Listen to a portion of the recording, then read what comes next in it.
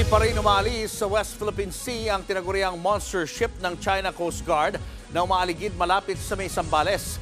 Tingin ng mga eksperto, gusto lang takutin ng higanting barko ang mga Pilipinong mangingisda.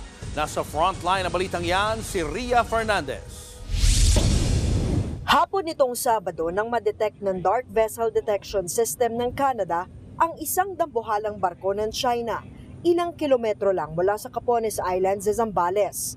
Agad namang dineploy ng Philippine Coast Guard ang BRP Cabra, isang helicopter at reconnaissance plane para i-verify ang nadetect na barko.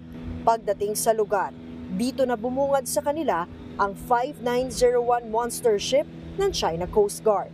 Ilang milya lang ang layo ng Chinese vessel sa Zambales. Kaya sinubukan nitong radyohan at itaboy ng Coast Guard. CD5901, this is BRP Cabra, MRRB 4409. We are reminding you that you are within 72.6 nautical miles west by the south of Silangin, Zambales, inside in the Philippine Exclusive Economic Zone. Please leave this area immediately. Over. Pero nagmamatigas ang Chinese vessel. This is China Coast Guard, Vessel 5901. I'm performing law enforcement duties of the jurisdictional waters of the People's Republic of China. Ayon sa National Security Council, hindi pa rin umaalis sa EEZ ng Pilipinas ang monster ship ng China.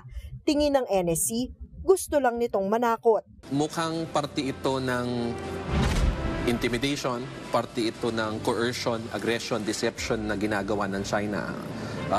Pinapakita nila na may ganito silang barko at tinatakot yung ating mga mangingisda na mangisda sa West Philippine Sea. Ayaw naman daw patulan ng Pilipinas ang tila pambubuyo ng China. Pero tiniyak nilang magdamag minamanmana ng Coast Guard at militar ang Chinese vessel. In response to this, ipapaigtingin pa natin yung presensya ng ating BFAR at ng Coast Guard para suportahan yung ating mga mangingisda. Wala pa namang pahayag ang China kaugnay dito. Pero ang Coast Guard tiniyak na patuloy na babantayan ng mga Pilipinong mangingisda para hindi maharas ng naturang barko. Nagbabalita mula sa frontline, Ria Fernandez, News 5. Mga kapatid, Julius Babaw po. Iba na ang may alam at may pakialam sa panahon ngayon. Para sa frontline ng mga balita, mag-follow at mag-subscribe sa social media pages ng News 5.